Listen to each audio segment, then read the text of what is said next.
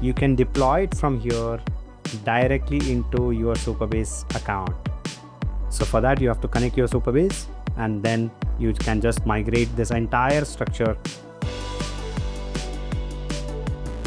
We have already tried a few tools that allows you to create mock databases or sample data for quick demos. But what if you want to build something in real? Something where you can design your tables, query them, upload real data, and deploy them for real users.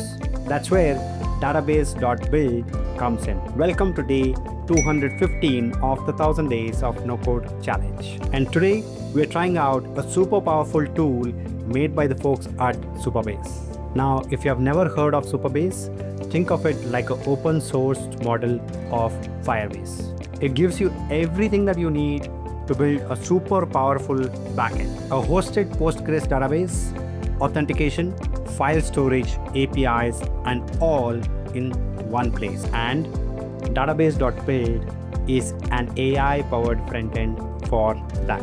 You just describe what you want in plain text, and this tool will build the entire database based on your prompt. And it also allows you to deploy this to Supabase. So let's walk through it step by step. So to begin, head over to Supabase.Build, and you can see that it is a Supabase experiment, right? As you can see, here we can sign in with GitHub, or we can bring our own LLM. And the reason they want us to sign in is because so that we don't abuse the API calls that's being done, right? So let me click on sign in with GitHub, and let me use this one. Let's see. And there you go. By the way, for those of you who are wondering what did I use to sign in into GitHub, that's the password manager. It's called Hey Login. Super simple to use. Try it out. Okay. So I'll go with the authorized Supabase community. I mean, that's the only option. So here we have to give the prompt, right? And the prompt that I'm going to give is, I want a database for an online bookstore. It should have tables for books, users, and orders, right? Let me remove this, right? And let's see what it creates. And there you go. So it has generated this diagram, right? Where we have books, we have orders, we have order items, and then we have authors and customers, right? And it has the primary key and the secondary key and so on and so forth. Wow. So do not worry of how should be the data structured and all of that.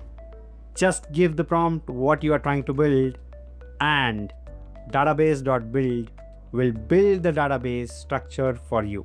Now we can mention add the category type in the table, and there you go.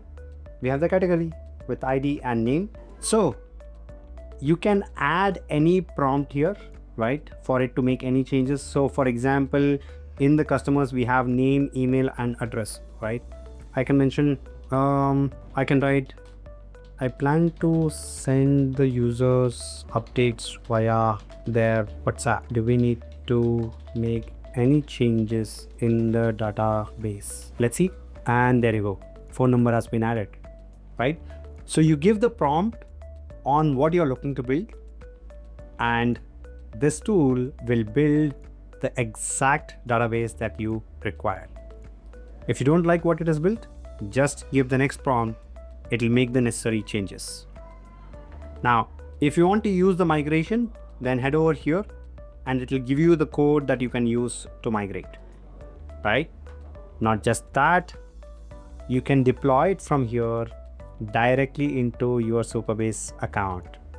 So for that, you have to connect your Supabase, and then you can just migrate this entire structure into your Supabase account for a particular project.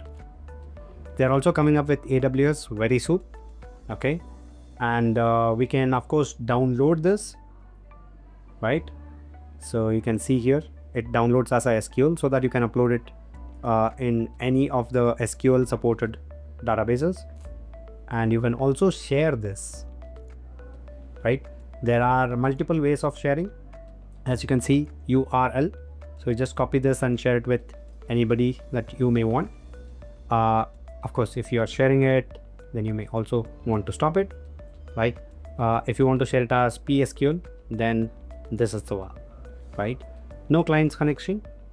Now there are a few FAQs available here. I'll just stop it here.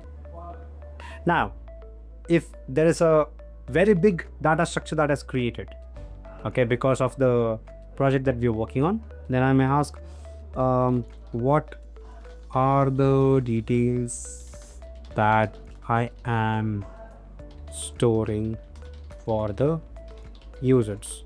Okay, so it gives you the details like ID, a unique identifier for each customer, primary key, name the customer's name, email the customer's email address, address the customer's address, right?